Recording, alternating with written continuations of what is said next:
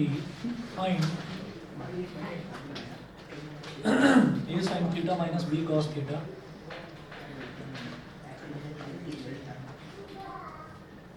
Find A sin theta minus B cos theta upon A sin theta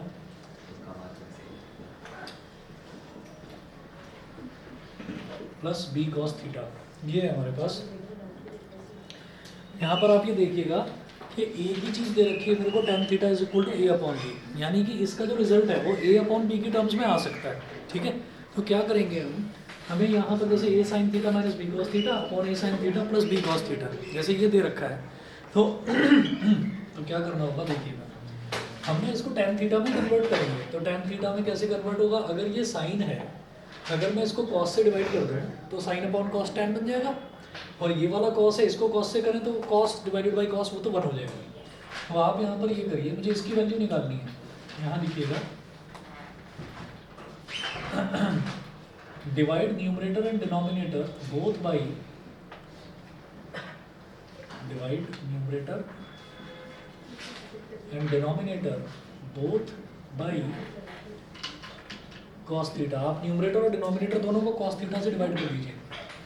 तो क्या होगा, numerator का मतलब ये है कि न्यूमरेटर की हर एक टर्म cos थीटा से डिवाइड होगी, A sin theta upon cos theta minus B cos theta upon cos theta upon A sin theta upon cos theta और plus B cos theta upon cos theta. मतलब कोई फर्क नहीं पड़ेगा। आप ये देखिए, मैंने न्यूमरेटर को भी cos थीटा से डिवाइड करा और डिनोमिनेटर को भी cos थीटा से डिवाइड करा। अब देखिएगा इधर cos थीटा से cos थीटा कट गया, cos थीटा से cos थीटा कट गया, sin theta upon cos theta होता है tan थीटा। तो ये हो गया a tan theta minus B upon sin theta upon cos theta is again tan theta. तो a tan theta plus B is equal to A multiplied by, ये जो tan theta है इसकी वैल्यू कितनी है, a upon B minus B. इसी तरह से डिनोमिनेटर पे भी tan थीटा की वैल्यू कितनी दे रखी है, a अपॉन बी और प्लस बी। ये क्या हो जाएगा, सॉल्व करके देखिए, A square upon B minus B upon A square upon B plus B is equal to B से बी मल्टीप्लाई करेंगे तो ए square minus B square upon B, और जब इसको एलसीएम लेंगे तो बी से B multiply A square plus B square upon B. अब देखिए क्या है कि ये जो न्यूमरेटर है ना, इस न्यूमरेटर का डिनोमिनेटर भी बी है और डिनोमिनेटर का डिनोमिनेटर भी बी है, तो बी से बी कट गया, ए square minus B square upon ए स्क्वायर प्लस बी स्क्वायर। तो ये जो वैल्यू थी इसका फाइनल रिजल्ट ये है। समझ गए? तो कभी भी अगर हमको ऐसे दे रखा है ना, आप ये देखिए, कभी भी कोई हमारे पास ऐसा क्वेश्चन आ जाए जहाँ पर ऊपर भी साइन कॉस नीचे भी साइन कॉस दिखाई दे और tan थीटा की वैल्यू दे रखी हो, तो ऊपर और नीचे कॉस से डिवाइड कर दो। ठीक है, तो ऊपर और नीचे हम अगर सेम टर्म से डिवाइड करते हैं तो कोई फर्क नहीं पड़ता। हाँ जी, मैंने ऐसे, हाँ दिखाओ।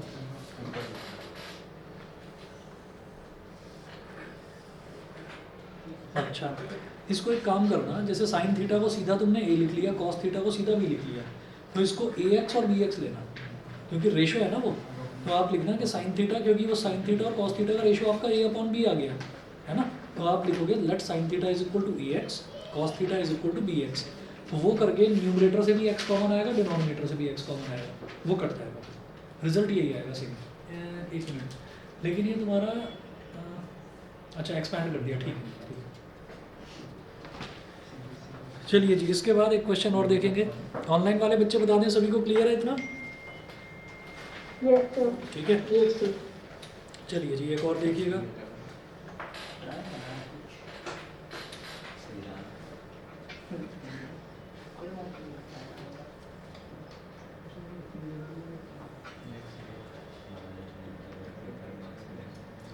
एक और क्वेश्चन देखिएगा। In the given figure ABCD is a cyclic quadrilateral.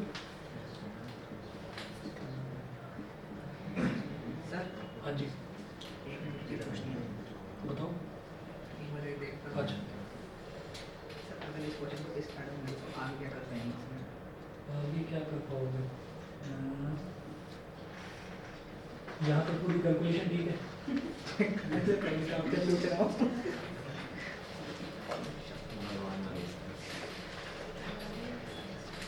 अच्छा तुमने बी टेन बीटा को ए ले लिया, जहाँ पर ए है वहाँ पर बी टेन बीटा डाल दिया। B tan beta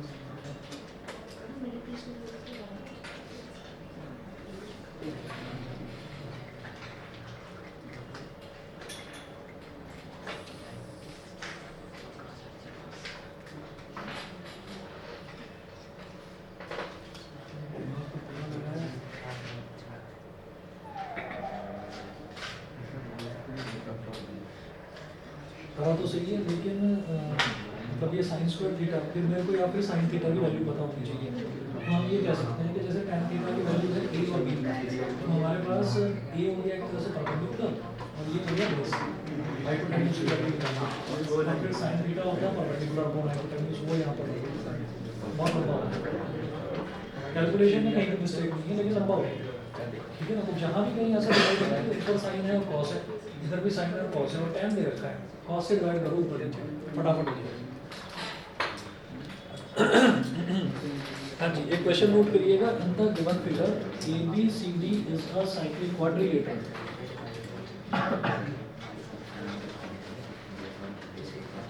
in the given figure ABCD is a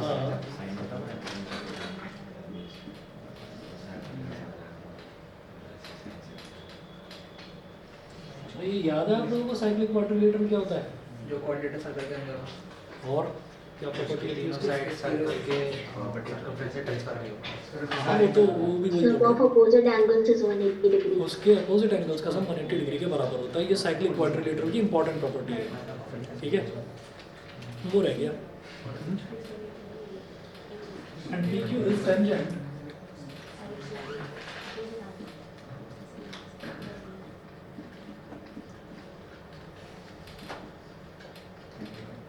and PQ is tangent to the circle at C.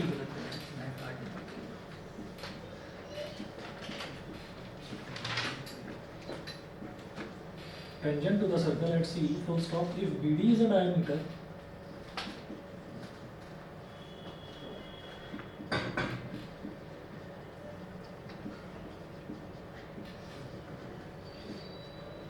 if BD is a diameter, comma, angle DCQ is equal to 40 degree.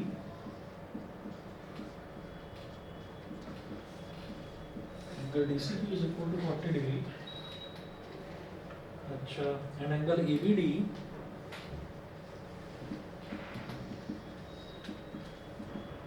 is equal to 60 degree.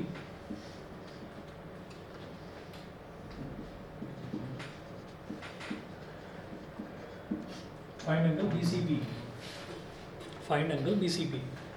ये है, तो figure देखिएगा क्या दे रखी है। ABCD is a cyclic quadrilateral.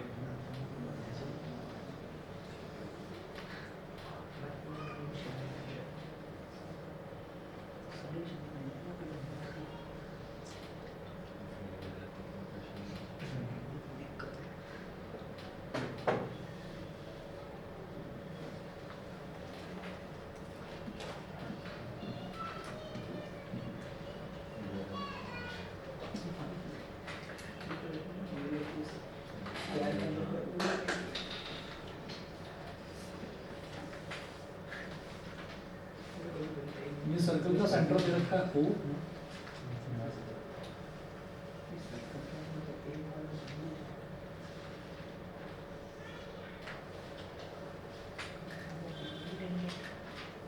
हम बोल रहे हैं angle DCQ is equal to 40। DC ये वाला पॉइंट है Q और ये वाला पॉइंट है P, तो DCQ इतना एंगल ये 40 डिग्री दे रखा है और angle ABD is equal to 60 degree दे रखा है।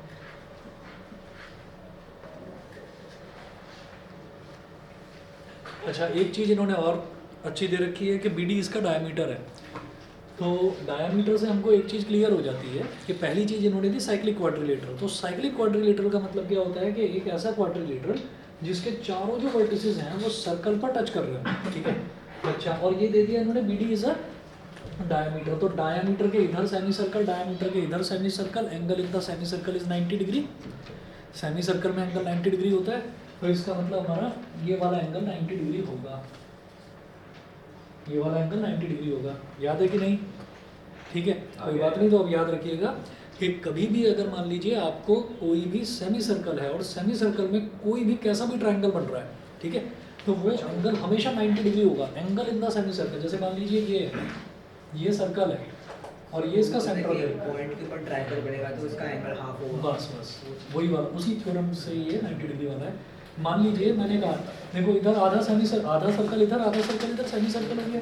तो मैंने कहा कि ये वाला पॉइंट ज्वाइन कर दो, तो ये वाला पॉइंट कैसे ज्वाइन करा, ये इससे ज्वाइन करा, तो भाई यहाँ पर एंगल जो बनेगा वो क्या बनेगा, 90 डिग्री। ऐसे ये वाला पॉइंट लिया तो इसको इससे ज्वाइन करा, इसको इससे ज्वाइन करा, तो ये वाला एंगल कितना बनेगा, 90 डिग्री। ऐसे कितने भी पॉइंट्स ले लीजिए, हाँ कितने भी पॉइंट्स आप ले लीजिए सेमी सर्कल में, हर जगह एंगल जो है वो 90 डिग्री ही बनेगा। तो मैं यही वाला फंडा यहाँ यूज़ करूँगा। इन्होंने पूछा एंगल BCP, तो BCP की बात करते हैं भाई,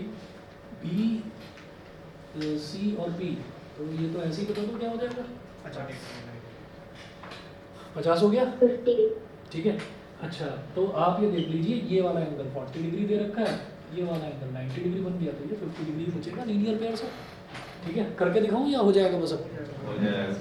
बस तो ये 60 डिग्री क्या करने के लिए दे रखा था, कंफ्यूज। ठीक है, कंफ्यूज हमें होना नहीं है। ठीक, तो इसका कुछ नहीं करना हमको, ये सीधा सीधा हमारे पास इतना एंगल जो है ये 90 और 40 130 डिग्री हो गया, और ये जो बचा ये कितना बचा 50 डिग्री, 180 प्लस 50, 180 प्लस 130 प्लस 50, वो हमारे पास सीधा 180 डिग्री हो जाएगा। ठीक है, और देखते हैं जी अगला रीजन में। यहाँ पर आप लिख लेंगे ये जो है ना angle BCD is equal to 90 degree, यहाँ रीजन में लिख लेंगे आप, ये angle in the semi circle is always a right angle, ये हमेशा राइट एंगल होता है, 90 डिग्री होता है। चलिए जी, उसके बाद देखिएगा, हाँ जी अगला क्वेश्चन बड़ा डेंजरस है, उस क्वेश्चन को देखकर जरा ये बताना है कौन से चैप्टर का है, तुम बताओ। किसी को पता चले तो बता। ये देखो भाई, अब तो डेट शीट भी आ गई, क्वेश्चन ही नहीं पता। इशारा समझो, पढ़ना शुरू करो। मेरा क्वेश्चन पूछने में अपना ही पढ़ना।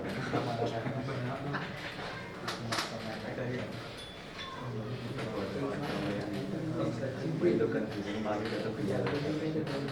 हाँ जी, क्वेश्चन है सॉल्व फॉर एक्स।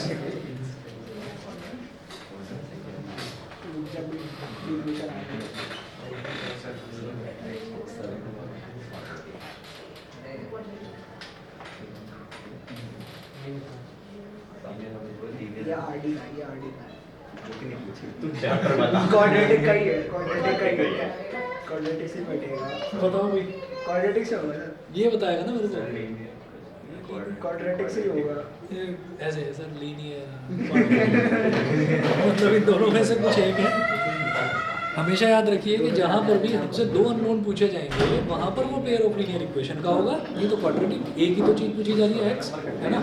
तो आप जरा सॉल्व करेंगे, देखिए इधर तो a plus B plus X है डिनोमिनेटर में, अब इधर मैं a की सिंगल डिनोमिनेटर चाहता हूँ, तो सिंगल डिनोमिनेटर कैसे मिलेगा, तीनों को मल्टीप्लाई कर देंगे। ठीक है, एलसीएम लेंगे, तो a into B into X, तीनों बिल्कुल अलग अलग टर्म है, तो इनका एलसीएम लेने के नाम पर तीनों को मल्टीप्लाई ही करना पड़ेगा। हाँ जी, a में क्या मल्टीप्लाई करूँगी, ए बी एक्स आ जाए बी एक्स, तो B X into 1 plus b में क्या मल्टीप्लाई करेंगे, ए बी एक्स आ जाए ए एक्स, तो ए एक्स इंटू 1 ए एक्स। एक्स में क्या मल्टीप्लाई करेंगे, ए बी एक्स आ जाए a into b a b, तो a b into 1 is a B is equal to 1 upon a plus B plus x. ठीक है, हाँ जी क्रॉस मल्टीप्लाई करिए, a plus B plus x into b x plus A x plus A B is equal to A B x. अब थोड़ा expand करेंगे, थोड़ा लंबा हो जाएगा, a इंटू बी एक्स क्या हो जाएगा, A B X, a into A x हो जाएगा ए स्क्वायर एक्स। ठीक है,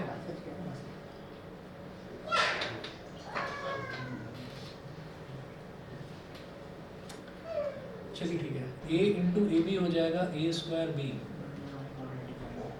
फिर b इंटू डी एक्स हो जाएगा b square x, b into ए एक्स हो जाएगा again a B x, b into a B हो जाएगा A B square, x into b x हो जाएगा b x square, x into ए एक्स हो जाएगा ए एक्स स्क्वायर, ठीक। फिर x इंटू ए बी हो जाएगा A B X is equal to A B X. तो ये जो एक ए बी एक्स है, इससे एक ए बी एक्स तो काट दो, यहाँ तक समझ गए, ठीक।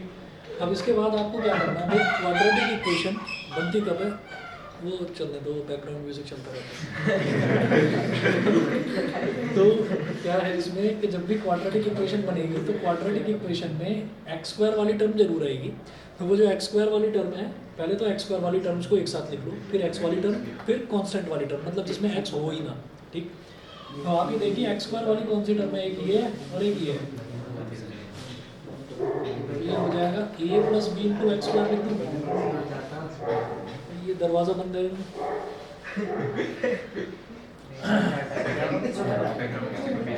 ये दूसरे वाला म्यूजिक है, a plus B into x square, ये हो गया, तो एक्स स्क्वायर वाली टर्म हो गई। अब जरा एक्स वाला देखो, 1 2 3 4 है ना। तो क्या करेंगे, x ले लेंगे कॉमन, पहले लिख देंगे इधर ए square plus B square, a square b square, इधर ए बी है, फिर आपने ए स्क्वायर एक्स स्क्वायर लिख दिया। हाँ जैसे ये है ना, बी एक्स स्क्वायर प्लस ए एक्स स्क्वायर, तो एक्स स्क्वायर कॉमन ले लिया तो a plus B into x square, समझ गए। पहले भी लिख सकते, कोई बात नहीं चलेगा। A plus B into x square, ये हो गया ए स्क्वायर, एक्स वाली टर्म बता रहा हूँ, ए स्क्वायर बी स्क्वायर और A B plus A B यानी कि 2ab, a square plus B square plus 2ab into x. यहाँ तक बता दो, हाँ यहाँ तक हो गया कि नहीं ये बताओ। उसके बाद अगला देखेंगे, अरे ध्यान तो दो भाई इधर, अब कांस्टेंट टर्म जरा देखेंगे, ए स्क्वायर बी और ए बी स्क्वायर, बस यही बच रही है कांस्टेंट टर्म। तो ए square b plus A B square is equal to 0।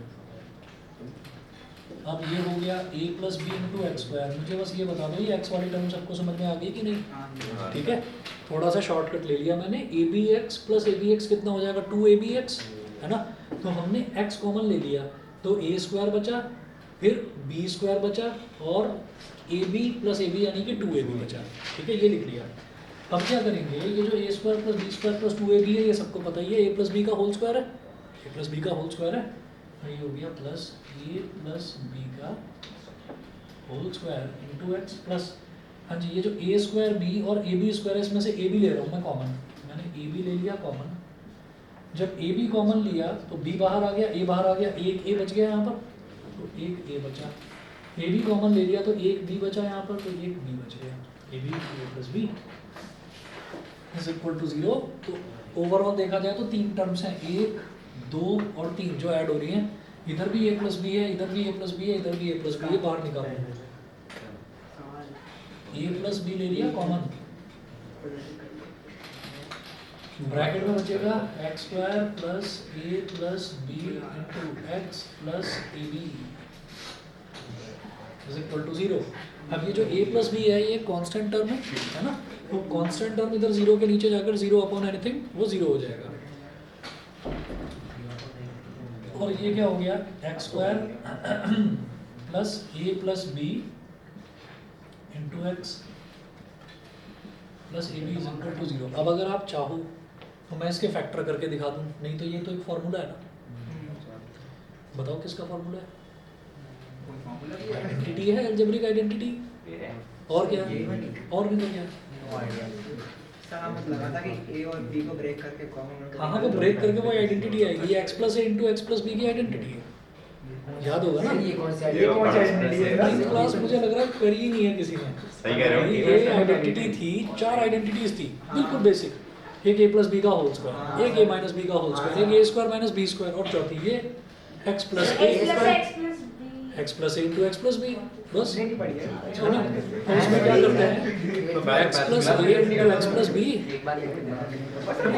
एक बात तो बताओ ये बात आइडेंटिटी तो पड़ी नहीं पड़ी भाई, अगर आप सर, कहो वैसे तो समझ मैं नहीं आएगा। एनसीईआरटी दिखाऊं 9th की, सर, अगर आप कहो तो मैं ऐसे आरटी ऐसे समझ नहीं आएगा। बता रहा हूं, मैं वो भी दिखा रहा हूँ, करके भी दिखा रहा हूँ और बुक भी दिखा रहा हूँ। देखिए पहले तो इसको कर लेते हैं। भाई देखो ये मेरी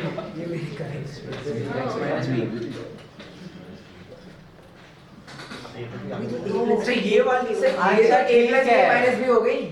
हाँ? ये तो a plus B minus B वाली अच्छा ठीक है, ये याद आ गई। ये तो याद है सर। अच्छा ये याद है, ये याद हाँ, है। ठीक है, ये याद है सर। ये याद है। याद है। 9th की तो है सर ये 8th में भी थी, याद है। चलिए। वो भी ऑनलाइन करिए।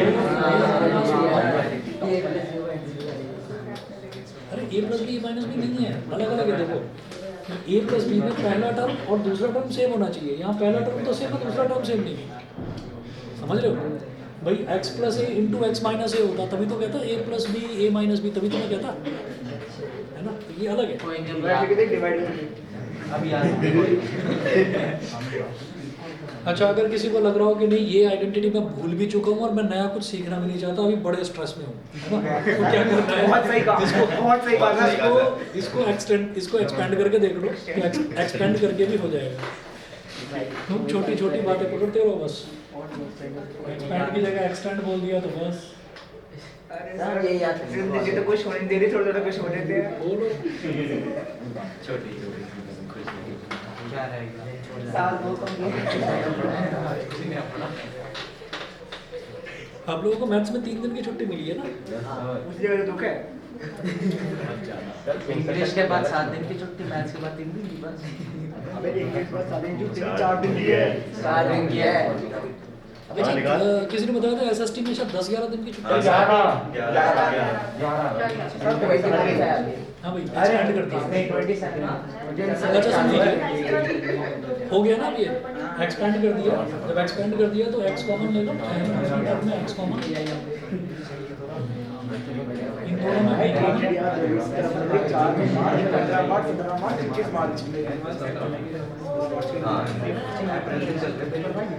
हमारे नहीं चल रही, लेकिन जिन्होंने लिया है सभी तुम हमारे बोर्ड में जानबूझ के पकड़ पा देते हैं, फ्रीलांसर्स के साथ सही में तो एक्स की दो वैल्यूज आ गई, -a और -b। हाँ जी, अब बताओ कौन से थे तुम्हारे डॉक्टर। 36 पता है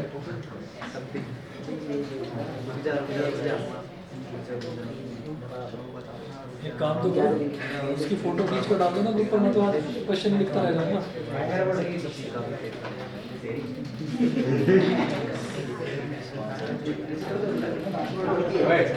और एक और वेस्ट पैटर्न ऑनलाइन साइड डाल दे। हाँ जी, नेक्स्ट क्वेश्चन देखते हैं। भेज दिया। सर्विस लो है। ये प्रोफेशनल फोटोग्राफी करनी है क्या इसमें? कौन सा बोल रहा है?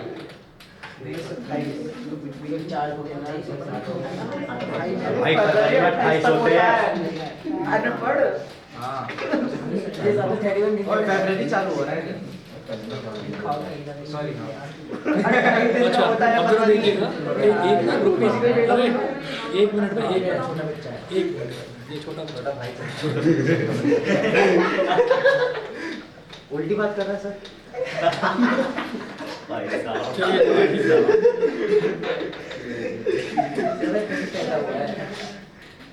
चले आगे। क्वेश्चन नंबर 36 ग्रुप पर ना, ग्रुप पर जो है क्वेश्चन नंबर 36 अभी डाला, केस स्टडी है, जरा पढ़ लीजिए। इसमें ना यहाँ पर the given figure alongside shows the path of a diver when she takes a jump from the diving board. Clearly it is a parabola. तो जब भी कोई भी स्विमिंग करने के लिए जब कोई डाइवर जंप लेता है, जैसे मान लीजिए यहाँ पर जो वो प्लेटफॉर्म जो ऊपर बना रहता है, वहाँ से उसने जंप लिया तो वो ऐसे करके पानी में सीधा छलांग लगाता है। अब जरा देखिएगा, ये बोल रहे हैं कि clearly it is a parabola, तो ऐसा जो कर्व्ड पाथ होता है ना उसको पैराबोला बोलते हैं। अच्छा, अब आगे सुने। Any was standing on a diving board 48 feet above the water level. She टूक अ डाइव इनटू द पूल। तो वो वाटर लेवल से कितना ऊंचा था? जो डाइविंग बोर्ड था 48 फीट ऊंचा था। हाँ, हर height in feet above the water level at any time t in seconds is given by the polynomial ht such that ht is equal to, अच्छा, she took a dive into the pool, her height in feet above the water level।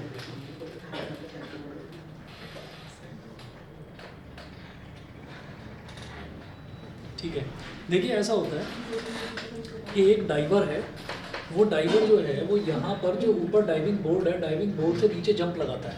ठीक है, अब इन्होंने क्या करा कि वो एक पैराबोला बन गया। अच्छा, तो ये जो कर्व है, ये कर्व एक पैराबोला का कर्व बन गया। अब इन्होंने कहा कि किसी भी टाइम पर, एट एनी टाइम टी, किसी भी टाइम पर अगर उसकी हाइट देखनी है वाटर लेवल से, तो ये वाटर लेवल है,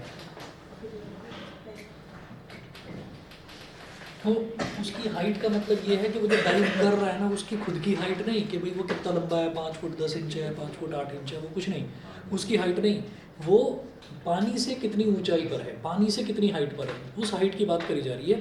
तो उस हाइट को एक ना इक्वेशन से दे रखा है, इक्वेशन दे रखी है H T is equal to -16t² plus 8t plus k। तो इनका ये कहना है कि Annie was standing on a diving board 48 feet above the water level. तो वो जो है एनी, वो यहाँ पर खड़ी हुई है और अभी उसने छलांग लगाई नहीं थी नीचे। तो उन्होंने बोला है कि वाटर लेवल से जो इसकी हाइट है ना, अरे ध्यान से सुन लो भाई, फिर कहोगे दोबारा बता दो। तो ये जो डाइविंग बोर्ड है, डाइविंग बोर्ड की वाटर लेवल से जो हाइट है वो कितनी दे रखी है? 48 मीटर, 48 मीटर और फिट चलो 48 फिट ये दे रखी है। अब आप ये देखिएगा कि जब उसने छलांग लगाई नहीं है, जब उसने छलांग लगाई नहीं है तो क्या होता है कि छलांग लगाई नहीं है तो इसका मतलब अभी टाइमर भी उसका चालू नहीं हुआ। ठीक है, जब वो छलांग लगाएगी तो तब यहाँ से ये जो पूरा का पूरा पाथ है, हम मान लो 1 सेकंड बाद मान लो वो यहाँ पर है, तो हम ये कहेंगे कि उस टाइम यहाँ से और यहाँ तक वाली हाइट ली जाएगी। 2 सेकंड बाद मान लो वो यहाँ पर है, तो यहाँ से यहाँ वाली हाइट। 3 सेकंड बाद वो यहाँ पर है, तो यहाँ से यहाँ वाली हाइट। तो इस तरीके से टाइम पर डिपेंड कर रहा है कि वो कितनी ऊंचाई पर है डाइवर। तो अगर उसने छलांग लगाई ही नहीं है तो टाइम तो अभी स्टार्ट ही नहीं हुआ, तो टाइम कितना है? 0। तो हम ये कहेंगे initially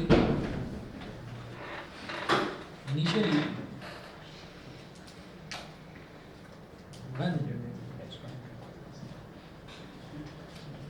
she has not jumped, bracket में लिखिए, और अबाउट टू जंप,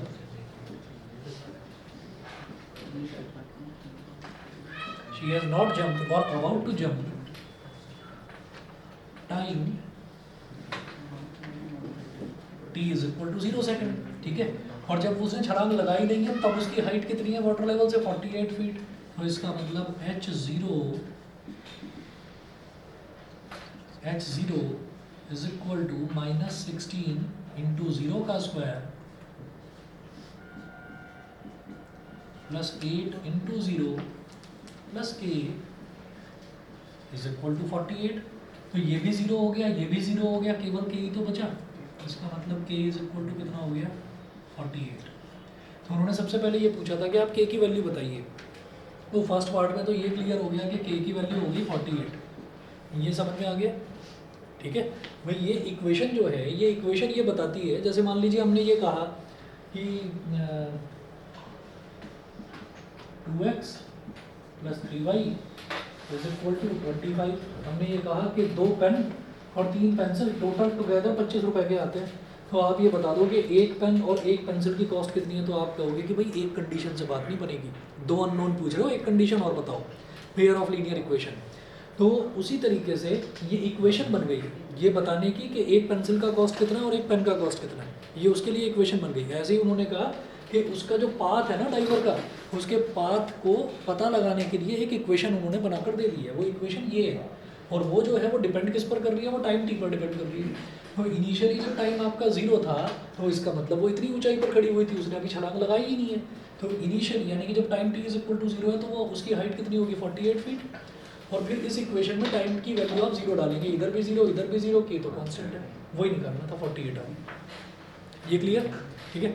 अच्छा जी, अब इसी में आप देखिएगा अगला जो पार्ट दे रखा है, at what time will she touch the water in the pool. अब समझना क्या पूछ रहे हैं वो, at what time will she touch water in the pool. इसका मतलब क्या है कि कितने टाइम बाद वो जस्ट पानी के लेवल पर आ जाएगी, मतलब बिल्कुल उसको टच करेगी, एकदम इसके अंदर डुबकी लगाने की नौबत आ जाएगी। तो इसका मतलब क्या है कि अब उसकी हाइट कुछ बचेगी नहीं, हाइट उसकी 0 हो गई। तो इसका मतलब अब ht, सेकंड पार्ट में ht को 0 रखना है, k की वैल्यू हम निकाल चुके हैं, ठीक है। और क्वाड्रेटिक इक्वेशन बन जाएगी, t की वैल्यू बता देंगे, ठीक है। करिएगा।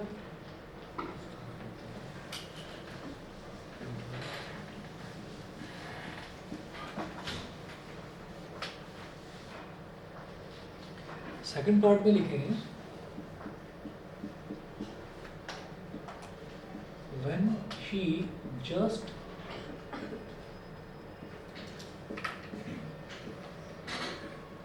touched the water in the pool,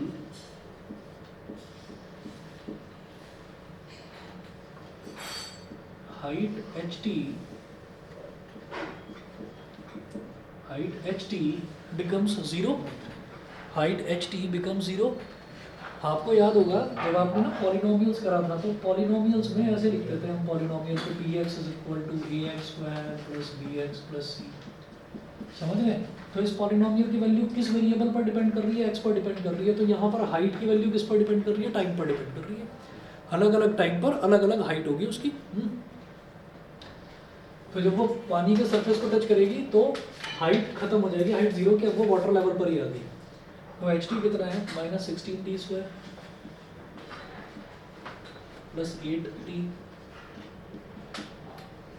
plus k की वैल्यू हम निकाल चुके हैं 48। तो यहाँ से क्या करिए आप, माइनस का 8 ले लो common, 2t square minus t minus का 6 इज इक्वल टू 0, -8 उधर चला जाएगा। तो 2t स्क्वायर उधर देखिए, 2 को -6 से मल्टीप्लाई करना पड़ेगा, ये बन गया मेरे पास 2t square minus t minus 6 is equal to 0। तो 2 को -6 से मल्टीप्लाई करेंगे, -12 बन जाएगा, -12 4 और 3 -4 प्लस 3, ठीक है ना। तो ये क्या हो गया, 2t square -4t plus 3t minus 6 is equal to 0। समझ रहे हैं, -4t प्लस 3t हो जाएगा -1t, और -4 इंटू प्लस का 3 हो जाएगा 2 इंटू -6 यानी कि -12 के बराबर। हाँ जी, 2t कॉमन ले लीजिए, इधर बचेगा t -2 प्लस 3 कॉमन ले लीजिए, इधर बचेगा t -2।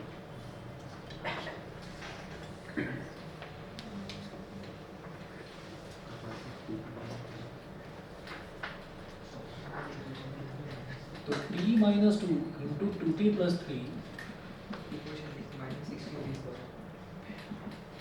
तो t की वैल्यू 2 और t की वैल्यू -3/2। तो ये तो ले नहीं सकते, टाइम नेगेटिव तो होगा नहीं, ये बिल्कुल सही वैल्यू है। 2 सेकंड में वो डाइवर यहाँ से छलांग लगाकर पानी में बिल्कुल लेवल पर आ जाएगी। उसके बाद देखिएगा थर्ड पार्ट में इन्होंने क्या पूछा है। थर्ड पार्ट ये पूछ रहे हैं कि, अब ध्यान दीजिएगा, थर्ड पार्ट भी इसी से रिलेटेड है। A polynomial QT with sum of zeros as 1 and product as -6 is modeling Anu's height in feet above the water at any time t in seconds. Then find the value of QT. ठीक है, उन्होंने कहा कि जैसे हमने ये तो any ने छलांग लगाई थी ऊपर से, अब ये बोल रहे हैं कि एक दूसरी डाइवर है अनु, तो वो कह रहे हैं कि वो जो जंप लगाती है तो उसका जो जंप लगाने का है उसका तो जो पाथ है वो ht बन रहा है, तो उससे उसकी हाइट का पता चल रहा है। ठीक है, वो कह रहे हैं कि अनु के लिए आपको एक नया पॉलिनोमियल बनाना है। तो फॉर्मेशन ऑफ पॉलिनोमियल, हमको दोनों जीरोस दे दिए तो क्या हो जाएगा, वो भी टी पर ही डिपेंड कर रहा है, क्यू टी उन्होंने पहले ही लिख दिया, थर्ड पार्ट। हाँ हाँ, तो और अच्छी बात है, ऐड भी नहीं करना पड़ेगा, एडिशन ही दे रखा है पहले से। उन्होंने बोला sum of zeros as 1 and product as -6। तो सम ऑफ जीरोज क्या होता है, alpha plus beta, product of zeros क्या होता है, अल्फा बीटा। बोलो भाई, समझ में आ रहा है? Yes, sir. क्वेश्चन है किसी के पास, तीनों के पास? नहीं? अच्छा, फ़ोन नहीं है, चलिए ठीक है, कोई बात नहीं। क्यूटी हो गया, ग्रुप पर डाल तो दिया था ग्रुप पर नहीं मिलेगा तुमने? ग्रुप पे yes, sir. बैच बी वाले में. अच्छा, बैच बी वाले में डाला है, तो बैच, अच्छा तो बैच ए में. इसी से समझ में आ रहा है कितना सीरियस है। अब बता रहा है क्वेश्चन खत्म होने के बाद। दूसरा नहीं आया, वो निपुण, वो नहीं आया, नेपोलियन। हाँ, असली नाम तो नेपोलियन है उसका। कौन ढूंढने गया कुछ? हम्म? ढूंढने गया कुछ?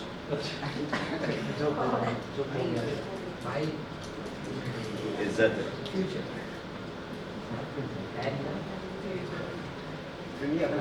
तो कभी भी मुझे कोई पॉलिनोमियल बनाना होता है तो x square minus alpha plus beta into X plus alpha beta, यहाँ पर वेरिएबल टी है तो टी आ गया। हाँ, तो ये क्या हो जाएगा? हाँ जी, सम ऑफ जीरोस कितना दिया है इसमें? 1 और प्रोडक्ट दे रखा है -6। सम ऑफ जीरोस इज 1। ठीक है?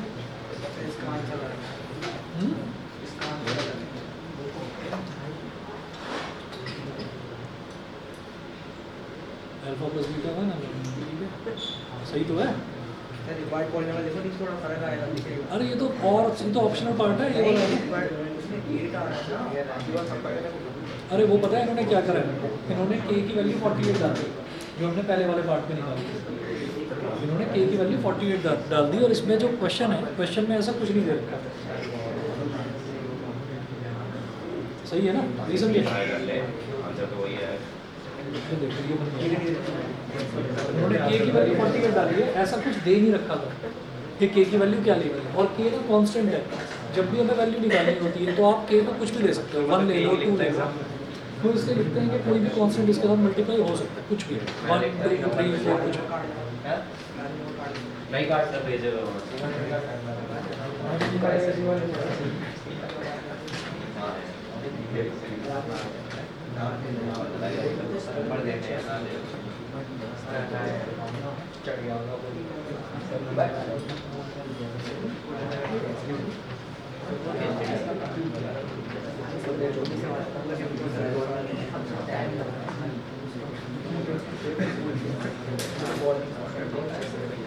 चलिए जी, ये वाला मिटा दो।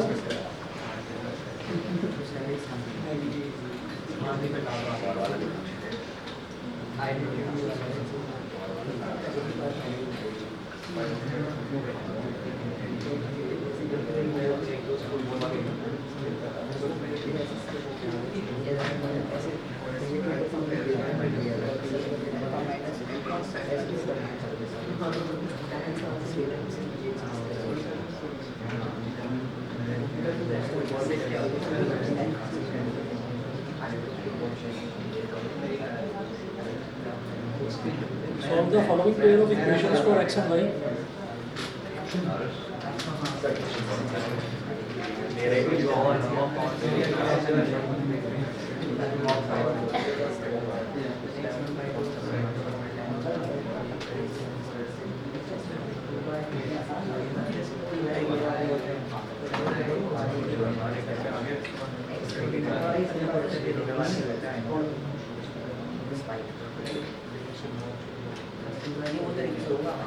इसको x को 1 by 1 by y को t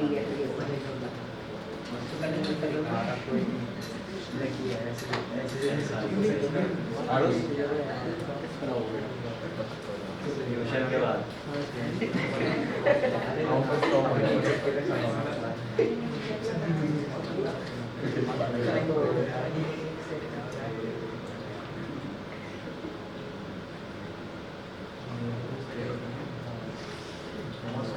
हाँ जी, हमें x और y की वैल्यू निकालनी है, तो ये दो हमको इक्वेशन दे रखी हैं, तो सिंपल सी चीज़ है। आप ये देख लीजिए कि यहाँ पर मेरे पास अपॉन में x है, इधर भी अपॉन में y है, तो late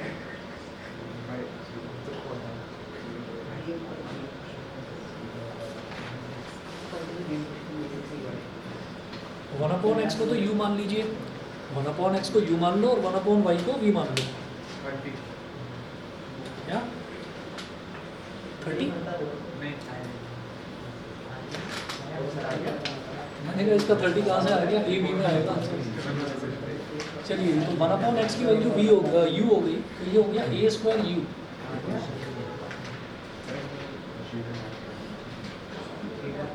minus B square v is equal to 0। ऐसे ये हो जाएगा a square b u plus b square a v is equal to a plus b। चलिए u और v की माने जब भी कभी अपॉन में x और अपॉन में y होता है तो u और v बनते हैं, वन अपॉन x को u, वन अपॉन y को v।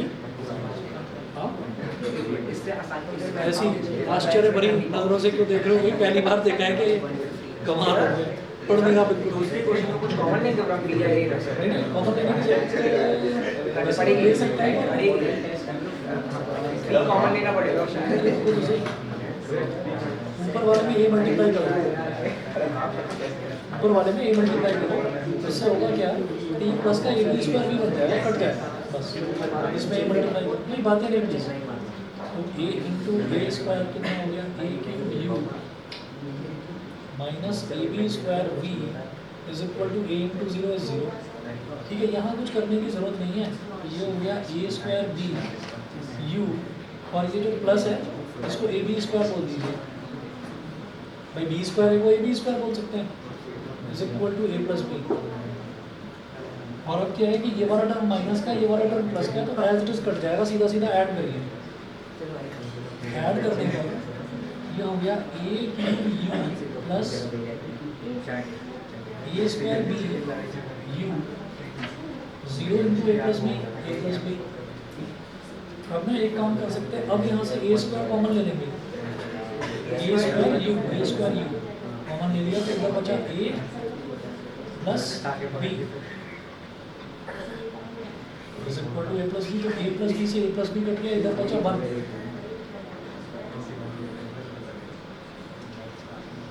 A square u is equal to 1, तो यू की वैल्यू होगी 1 अपॉन ए स्क्वायर। अब पहली बात तो ये हो गई, यू की वैल्यू होगी 1 अपॉन ए स्क्वायर। अब इस वाली इक्वेशन में डाल दो, आसान सी है, छोटी इक्वेशन है तो यू की वैल्यू यहाँ डाल देंगे,